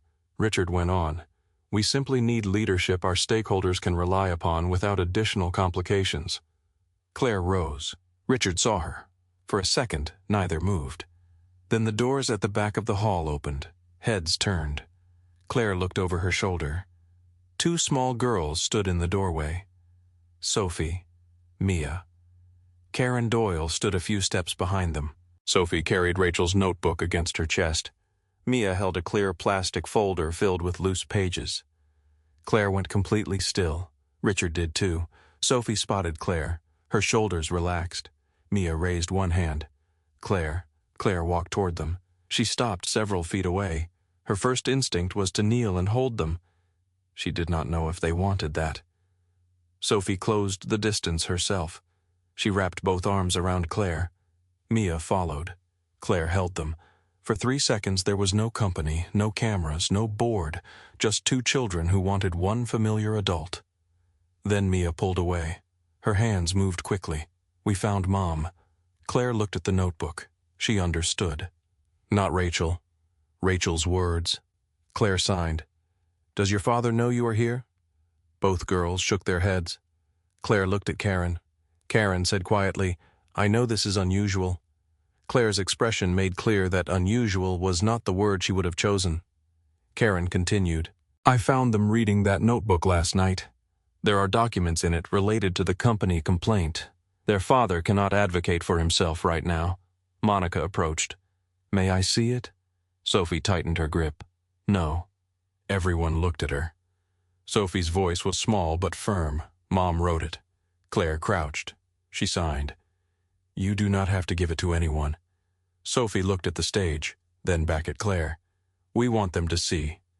Mia signed. All of them. Claire studied both girls. They were 6. They should have been arguing about cereal. Instead, they were deciding whether to walk into a room full of adults and defend their father. Claire signed. You can stop whenever you want. Sophie nodded. Mia held Claire's hand. They walked toward the stage together. Richard stepped away from the microphone. "This is not appropriate." Claire turned to him. She signed. Neither was having their father arrested using evidence you knew was incomplete. Richard's attorney moved closer. Monica stepped between them. "Do not touch those children." Cameras were already rolling. Reporters began standing. Sophie reached the front of the stage. Claire helped her up. Mia followed. A North Star employee named Olivia Grant, who worked in customer accessibility training, hurried from the side of the room. She knew ASL. She looked at Claire.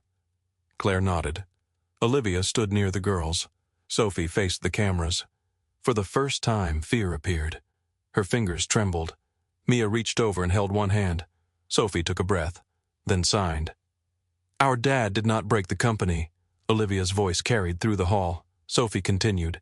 "He fixed things." Mia opened Rachel's notebook. She turned to the page with the printed email. Olivia translated. "Our mom worked here before she died." The room became silent. Mia signed. She wrote down what happened because she said people forget things when forgetting is easier. Claire closed her eyes for half a second. That sounded exactly like Rachel, even though she had never met her. Sophie lifted the notebook. "Mr. Caldwell told our mom she was causing problems because she said the computer did not work for deaf people." Richard stepped toward the podium. "This is deeply inappropriate. These children are being used." Karen spoke from the aisle. No one coached them. Richard looked at her. Karen continued. "I am their assigned caseworker." That stopped him. Monica moved to the stage. She accepted the plastic folder from Mia. Inside were printed emails, old testing records, copies of internal messages. Rachel had kept paper versions of conversations North Star no longer stored in active systems. Monica scanned the first page. Her face changed. She handed it to Claire. Claire read, "From Richard Caldwell to Product Operations. Do not allocate additional resources to accessibility revisions until after the quarter closes. Current performance metrics may support restructuring discussions if the division continues to miss release targets." Claire looked at Richard. He did not move. Another document. A test failure report marked unresolved. 3 days later, an executive order authorizing launch. Another page. Rachel's handwritten note. "Configuration restored to version I rejected last month. Asked why." No answer. A reporter shouted, "Mr. Caldwell, did you order accessibility failures left unresolved?" Richard stepped behind the podium. "No." Another reporter. "Are those emails authentic? My attorneys have not reviewed these documents." Claire signed to Olivia. Olivia voiced, "Then let them review the metadata." The room shifted. Richard looked at Claire. She held up one printed email. "This is not proof by itself." Claire signed again. "But it tells us where to look." A voice came from the back. "I already looked." Everyone turned. Luis Mendoza stood in the aisle. Security uniform. Gray hair. A worn leather folder beneath one arm. Richard's face finally lost color. Luis walked towards the stage. He moved slowly, not because he was afraid, because he had spent 31 years learning that people became more uncomfortable when a quiet man refused to hurry. Richard spoke. "Luis, return to your post." Luis looked at him. "I'm at my post." Several people laughed nervously. Luis did not. He reached the stage and opened the folder. "These are archived server logs." Richard's attorney stepped forward. Luis continued before he could speak. "North Star security policy requires redundant logging when privileged configurations change." He looked toward the reporters. "The primary logs can be altered by administrators." Then toward Richard. "The security archive cannot." Monica took the first sheet. Luis pointed. Every time Mr. Walker accessed a production environment, the accessibility failure already existed. Claire scanned the timestamps. Failure introduced. 11:42 p.m. Ethan access. 2:16 a.m. Patch applied. 3:04 a.m. Different date. Configuration changed. 10:09 p.m. Error detected. 12:18 a.m. Ethan access. 1:53 a.m. Patch. Again. 14 months. Luis said he was not creating the damage. A reporter called out. Who was Luis opened another page. Administrative credentials linked to the restructuring group approved by Mr. Caldwell's office appear before several of the failures. Richard's lawyer said appear is not proof. Luis nodded. No, sir. He pulled another document. This is. It was an access authorization form, executive override. Richard Caldwell. Claire stared at it. Richard did not. He looked at Luis. You kept company records without authorization. Luis shrugged. Seems everybody in this story was saving something the company did not want saved. A murmur spread through the room. Reporters began calling questions. Richard raised his voice. These documents are being presented without context. Claire watched him. His composure was slipping, but only at the edges. He still believed he could survive evidence. Men like Richard often did. Then someone stood in the middle rows. A young man, dark suit, no tie. Claire recognized him. She had seen him outside Richard's office 2 days earlier. He had been standing near the elevators holding a phone. When Claire passed, he had looked directly at her. For 1 second he had seemed ready to say something. Then Richard's assistant had opened the office door. The young man had walked inside. Claire had forgotten him. Now she remembered. He stepped into the aisle. Richard looked at him. Daniel. The room quieted again. The young man did not stop. Richard's voice sharpened. Sit down. Daniel Caldwell walked toward the front. My name is Daniel Caldwell. Cameras turned. I am Richard Caldwell's son. Claire watched Richard. He was no longer looking at the press, only at Daniel. Daniel stopped several yards from the stage. His hands were shaking. He shoved them into his pockets, then took them out again. I have been trying to decide for 3 days whether to say this privately. Richard spoke. Daniel, this is a company matter. Daniel looked at him. No, his voice cracked. He swallowed. It stopped being a company matter a long time ago. Richard moved away from the podium. Do not do this. Daniel laughed once. A short, painful sound. That is what you always say. The room was completely still. Daniel looked toward the cameras. My younger sister's name is Emily. Richard closed his eyes. Daniel continued. She is 23. He paused. She is deaf. Claire felt Sophie's hand close around 2 of her fingers. Daniel looked at his father. Most people in my father's professional life do not know she exists.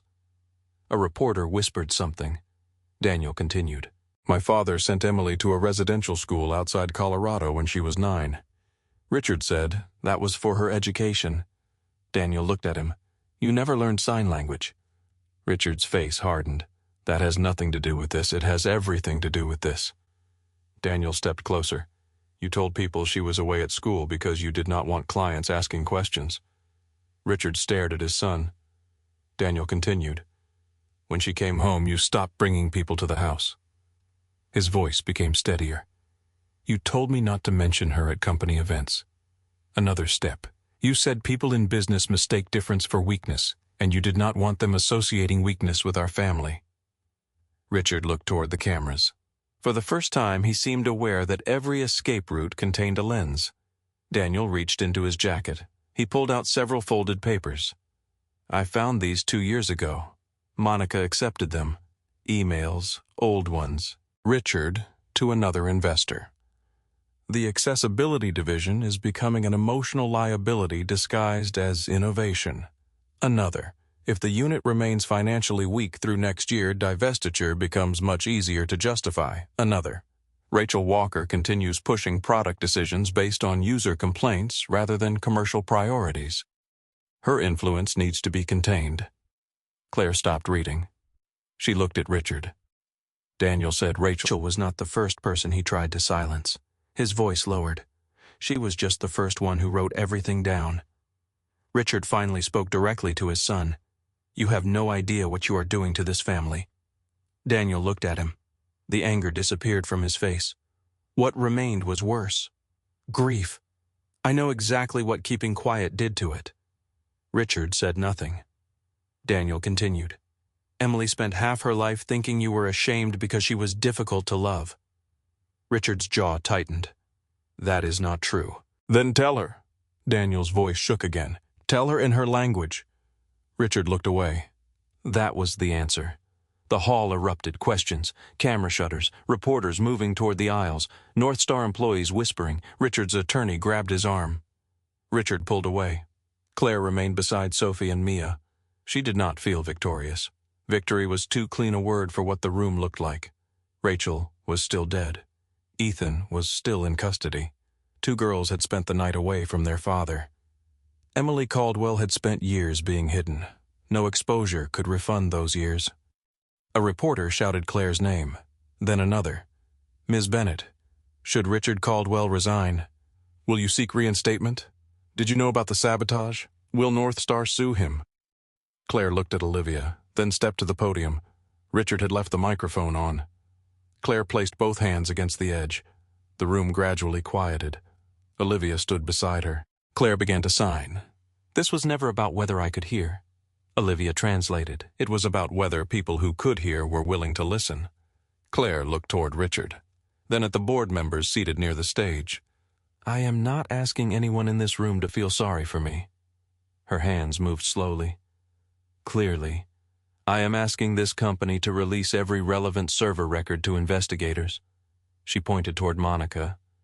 To preserve every email connected to the proposed sale of the accessibility division. Another pause.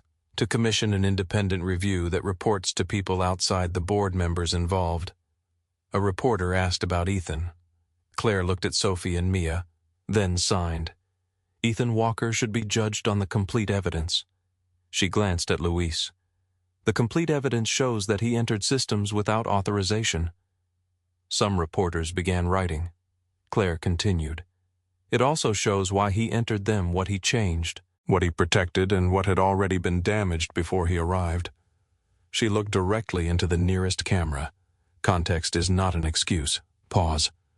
But removing context is how powerful people turn complicated truth into convenient guilt. The room quieted again. Claire stepped away from the podium. She had nothing else to prove there. By noon, 3 North Star board members publicly called for Richard's suspension. By 12:40, 5 more joined them. At 1:15, the board announced that Richard Caldwell had been placed on immediate leave pending an outside investigation. The proposed transaction with Argent Systems was suspended. At 2:03, Monica delivered Luis's archived server records and Rachel Walker's documents to the district attorney's office. At 3:26, Detective Mark Ellis entered Ethan's holding room. Ethan was sitting on the edge of the narrow bench. He had not slept. Ellis stood in the doorway. Mr. Walker. Ethan looked up. The district attorney is withdrawing the complaint pending review of new evidence. Ethan stared at him. What, you are being released? Ethan did not stand. Ellis waited. Ethan asked my daughters. The detective's expression changed. The criminal complaint and family placement are separate matters. Ethan looked down. So they are not coming home. Not tonight. The words hurt more than release helped. Ellis stepped inside. For what it is worth, the evidence that came in today changes things. Ethan rubbed his palms over his face. What evidence? Ellis hesitated. You have not seen the news. Ethan almost laughed. I have been in here. The detective nodded. Your daughters were at a press conference. Ethan's head snapped up. What? They had a notebook. For several seconds, Ethan could not understand the sentence. My daughters? Yes. At a press conference? Yes. With Rachel's notebook, I assume that is the one. Ethan stood so quickly, the room tilted. Were they okay? They appeared to be. Who took them? Their caseworker. Ethan closed his eyes, his hands curled into fists. Not anger at the girls, fear arriving late. Ellis continued. They helped provide documents. A security supervisor provided server logs. There was also testimony from Richard Caldwell's son. Ethan opened his eyes. What did Sophie and Mia say? The detective looked almost uncomfortable. They said their father fixed things. Ethan turned away. That was when his face finally broke. Not when North Star fired him. Not when police questioned him. Not when the county took his daughters. Now, because 2 6-year-old girls had walked into a room full of cameras carrying their dead mother's words because their father could not stand there for himself. Ethan covered his mouth with one hand. Ellis looked toward the hallway. He gave him a minute. At 7:08 that evening, the exterior doors of the county facility opened. Ethan stepped outside carrying a plastic bag containing his wallet, belt, phone, and keys. Freezing rain fell across the parking lot. The sky had already gone dark. He stopped beneath the concrete awning and looked at his phone. 43 missed calls, messages from June, Luis, unknown reporters, a dozen texts from people he had not spoken to in years, and Claire. One message.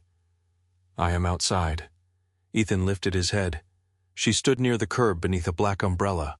No driver, no lawyer, no cameras. Claire wore the same dark coat she had worn when security escorted her out of North Star. A folder was tucked beneath one arm. Ethan walked toward her. She lowered the umbrella slightly so he could see her face.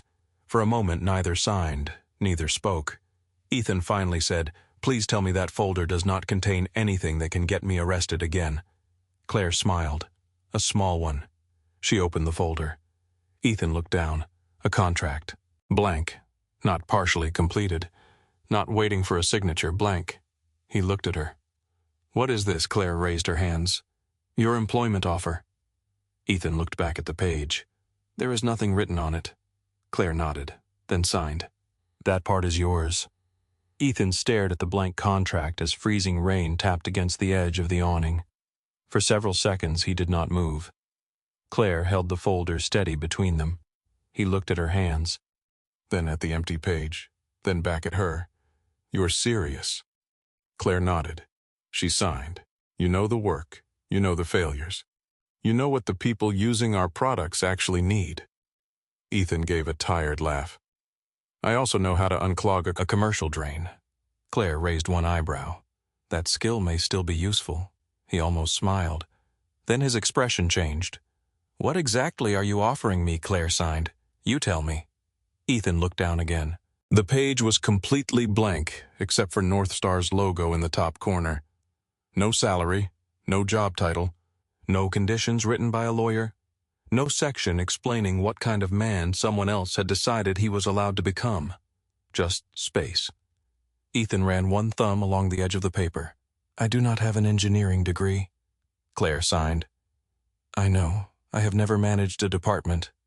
"I know. I accessed company systems without authorization." "I definitely know." He looked at her. Claire's expression softened. Then her hands moved. "You also repaired failures our own teams missed. You protected users who will never know your name. You understood what the software was supposed to do because Rachel taught you to see the person on the other side of the screen." Ethan looked away at the parking lot. Water collected along the curb and reflected the streetlights. "I do not want this because you feel guilty." Claire waited until he looked back, then signed slowly. "I am not offering this because I feel guilty." Pause. "I am offering it because I was wrong not to know someone like you was already inside my company." That struck him harder than praise. Ethan lowered his eyes. For years, people had mistaken invisibility for humility. They had called him dependable because dependable men rarely asked who was taking credit. They had called him hard-working because hard-working men were useful when they did not demand space at the table. Claire was not thanking him for being quiet. She was asking what he would do if he no longer had to be. Ethan glanced toward a concrete bench beneath the overhang. He sat. Claire followed. He uncapped the pen. For a long time, the tip hovered above the paper. Then he wrote, "Director of Accessible Systems Development." He stopped, looked at Claire. "That sounds ridiculous." Claire signed. "Why? Because yesterday I was changing air filters. And last night you were in a holding room because you kept a company alive after other people tried to make it fail." Ethan looked down. "That still sounds ridiculous." Claire signed. "Write the next line." He did. "Accessibility testing must include disabled users before final design decisions are approved." Claire read it, nodded. Ethan kept writing. "No product launch can override an accessibility failure without written review." He paused, then added another. "Employees who report accessibility concerns cannot be disciplined under vague claims about attitude disruption or culture fit without documented independent review." His pen stopped. "Rachel." Claire saw it in his face. Ethan looked at the sentence for several seconds, then wrote one more. "The research initiative will be renamed the Rachel Walker Accessibility Lab." Claire read that line twice. Her eyes lifted. Ethan said quietly, "Not me." Claire nodded. He continued. No plaque with my name. No story about the maintenance guy who saved the company, Claire signed. Why not? Because Rachel knew what was wrong before I ever knew enough code to fix it. He looked down at his hands. She did the part nobody thanked. Claire sat beside him in silence. Then she took the pen. Ethan watched. She signed her name at the bottom. Claire Bennett. No hesitation, no negotiation. Ethan looked at the signature. You did not even ask about salary. Claire signed. Monica will. That got a real laugh out of him. For the first time in days, Ethan's shoulders dropped. Only slightly, but Claire noticed. His phone vibrated. June Parker. He answered immediately. June. She spoke so loudly Claire could hear the vibration through the phone speaker, even though the words meant nothing to her. Ethan closed his eyes. Slow down. Pause. Yes. Another pause. No, I am out. His expression changed. Claire watched. They are okay. He listened, then nodded. I know. When he ended the call, he sat still. Claire signed. The girl's safe. He swallowed. June spoke with the caseworker. There is an emergency family hearing in 3 days. Claire nodded. Ethan stared at the rain. 3 days sounded short to anyone who had never waited to hold their own children. 3 days felt endless to him. The hearing took place on a gray Friday morning. There were no cameras inside the courtroom, no reporters, no corporate logos. Ethan preferred it that way. June testified first. She described 7 years of watching Ethan come home from night shifts and still stand outside in the cold while Sophie and Mia practiced riding bicycles. She described Rachel's illness, the meals, the hospital trips, the first year after her death. She told the judge about the nights Ethan fixed neighbors' furnaces for free because people on their block could not always afford emergency repairs. When the county attorney asked whether Ethan ever seemed overwhelmed, June smiled sadly. Of course he was overwhelmed. The attorney waited. June continued. He had 2 little girls who lost their mother and a job that started when most people were going to bed. Being overwhelmed is not the same thing as being unsafe. Ethan looked down. The girl's teacher submitted a statement. Luis submitted one. Detective Ellis confirmed that the criminal complaint had been withdrawn after the server records changed the nature of the case. Claire sat in the back row. She said nothing. Ethan had asked her to come. That mattered. But she was careful not to make herself the center of his hearing. The judge reviewed the documents, asked Ethan questions. Why had he accessed the systems? Did he understand the risk? Would he do it again? Ethan answered honestly. No. The judge looked at him. No, you would not do it again. Ethan shook his head. No, Your Honor. Next time I would make someone put my concerns in writing before I touched anything. A small smile appeared on the judge's face, then disappeared. By noon, full custody was restored. The courthouse doors opened. Ethan stepped outside. Sophie came running. Her winter hat flew off before she reached him. She hit his waist so hard he stumbled backward. Mia followed a second later. Ethan dropped to his knees. Both girls wrapped around him. For several seconds, nobody signed. Nobody spoke. Ethan buried his face against their coats. Sophie was crying. Mia was crying. Ethan was trying not to. He failed. Mia pulled back first. Her hands moved. We told everybody. Ethan laughed through tears. I know, Sophie signed. We used Mom's notebook. I know. Mia narrowed her eyes. You were in jail. Ethan wiped his face. I heard about it after. She studied him, then nodded. Accurate enough. Claire stood several feet away. She had not moved closer. Ethan looked up. Sophie followed his eyes. She immediately let go of him and ran toward Claire. Mia was right behind her. Claire barely had time to bend before both girls wrapped around her. She closed her eyes. Ethan stood. He watched Claire hold them, not like a CEO, not like someone performing kindness, like a woman who had been afraid she would never see them again. When Claire opened her eyes, Ethan was looking at her. Neither smiled. The moment was too full for that. He simply raised one hand. Thank you, Claire answered. You are welcome. Then Sophie turned toward both of them. Can we get pancakes? Ethan laughed. Of course. Life had returned in the form of breakfast. North Star changed more slowly than headlines suggested. Richard Caldwell resigned before the outside investigation finished. Several board members followed. Monica became interim chair of a new Ethics and Accessibility Oversight Committee. Luis received a formal commendation and complained that the plaque was too large. Daniel Caldwell gave investigators his old emails. He also did something harder. He called his sister Emily. Not with a statement, not with an apology written by a public relations team. He asked if she would meet him. She agreed. Claire never asked what happened in that conversation. Some repairs did not belong to an audience. Ethan returned to North Star 3 weeks later. He did not enter through the service doors. He nearly did out of habit, then stopped. The main entrance stood 10 yards to his left. Glass doors, reception desk. The place where he had once watched executives walk past him without knowing his name. He turned, walked inside. The receptionist smiled. "Morning, Mr. Walker." Ethan looked behind him, then realized she meant him. Morning. His new office was on the 18th floor. It had a window. Ethan hated the window. Too much sunlight. Too many people asking whether he liked the view. On the first day, he moved his desk so he could face the door instead. His team included software engineers, accessibility specialists, deaf user researchers, quality testers, and one brutally honest 19-year-old intern who told him his first project meeting was too long. Ethan hired her. He did not pretend to know everything. That became one of the reasons people trusted him. When an engineer explained something he did not understand, Ethan said, "Explain it again." When a deaf tester said a feature failed, Ethan did not ask whether the company could launch anyway. He asked where it failed. Rachel's name appeared on the glass wall outside the lab, the Rachel Walker Accessibility Lab. Ethan stood in front of it alone the morning the letters were installed.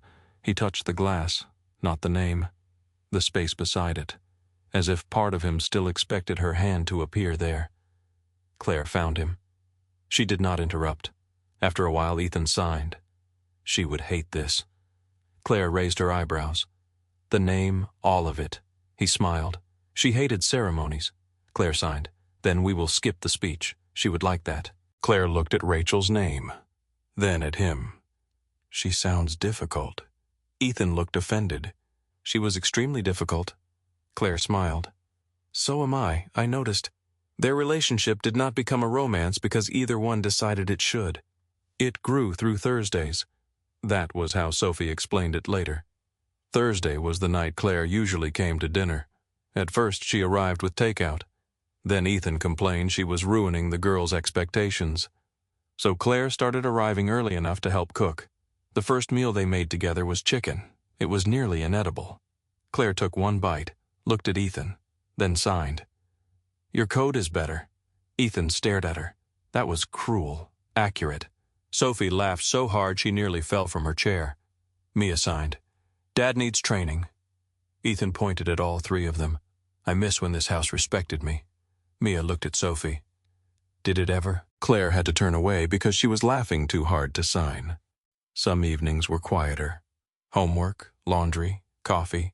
Claire sitting at Ethan's kitchen table while Sophie read aloud and Mia corrected words nobody had asked her to correct.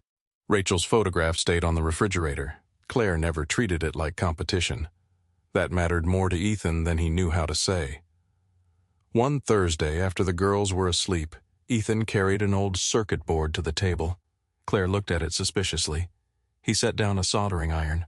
Her eyes narrowed. "No. You run an accessibility technology company," Claire signed. "I hire people who know how to do this." "Coward." Claire stared at him, then held out her hand. "Fine." Her first attempt was terrible. Ethan laughed. Claire pointed the hot iron toward him. He immediately stopped. Safety first. She tried again. Her grip was too tight. Ethan reached toward her wrist, then stopped before touching her. Claire noticed. He waited. She nodded. Only then did he place 2 fingers gently against her wrist. "Loosen up," Claire signed with her free hand. "I know how to hold things. You are threatening the circuit board. I negotiate contracts. The circuit board does not care." Claire looked at him. Ethan smiled. Less control. He adjusted her hand slightly. More patience. Claire tried again. The solder settled cleanly. She looked at the connection, then at Ethan. Her face lit with ridiculous satisfaction. Ethan watched her for a second too long. Claire noticed. He did not look away immediately. Neither did she. Then Sophie's bedroom door opened down the hall. Both adults separated so quickly it would have been suspicious, even to someone who had not seen anything. Mia appeared in the hallway. She rubbed one eye. Water. Ethan stood, coming. Mia looked at Claire, then Ethan, then back at Claire. She signed. Interesting. Claire covered her face. Weeks passed. Snow softened Denver's rooftops. North Star stabilized. The news moved on. Richard's name appeared less often. Ethan's did too. He liked that. One evening after the girls had gone to bed, Ethan and Claire sat at the kitchen table with coffee between them. Rachel's notebook rested on the shelf behind Claire. Beside it sat a new photograph. Ethan, Sophie, Mia, Claire, taken outside a diner after Sunday breakfast. Nobody was dressed for a press conference. Nobody was performing, just four people looking directly at the camera. Ethan's hands moved. I need to say something. Claire waited. He signed carefully. I do not want you to think I need to be rescued. Claire did not hesitate. Good. Ethan blinked. She continued. Because I do not want to be anyone's inspirational deaf girlfriend. He laughed. That specific very. His expression softened. Ethan signed. I spent years being the widower people felt sorry for, then the single dad, then the maintenance guy. Pause. I do not want pity to become another way someone decides who I am. Claire looked at him, then signed. I spent years having people call me inspiring because it was easier than treating me as complicated. Ethan nodded slowly. What do you want? Claire looked down at her coffee, then back at him. Her hands moved. To be seen accurately, Ethan's eyes held hers. He signed, me too. He placed one hand on the table, palm up, not reaching, offering. Claire looked at it, then placed her hand inside his. No audience, no applause, no need to make the moment larger than it was. 3 months after the night Claire had been left alone at a restaurant table, the four of them stopped at a small diner near Aurora after a late afternoon school event. Christmas decorations were gone. Snow still clung to the edges of the parking lot. Inside, coffee steamed behind the counter. The hostess smiled at the twins. How many? Claire looked at Ethan, then at Sophie and Mia. Sophie raised her hands first. 4. Mia corrected her. Table for 4. Ethan smiled. Claire looked at the empty chairs waiting near the window. Months earlier, an empty chair had felt like proof that someone had looked at her life and decided it was too complicated to enter. Now Sophie pulled one chair out for Claire. Mia immediately claimed the one beside her. Ethan sat across from them. Claire watched his scarred hands reach for a menu. The same hands she had once noticed because they did not fit the uniform he wore. Now she understood. The hands had always fit him. It was the world around him that had been too small. Ethan looked up, caught her staring. What Claire smiled, then signed. Nothing. He gave her the look of a man who knew better. Under the table, Sophie bumped Mia's shoe. Mia looked at her. Sophie signed secretly near her lap. They still like each other. Mia rolled her eyes. I know. Claire saw both of them. So did Ethan. Neither exposed the girls. The waitress arrived with 4 glasses of water. Outside, snow began falling again. Light, quiet, ordinary. Ethan reached across the table. He left his hand there. Claire closed the distance herself. 4 chairs. 4 people. And this time, no one was waiting for someone else to decide whether they were worth staying for.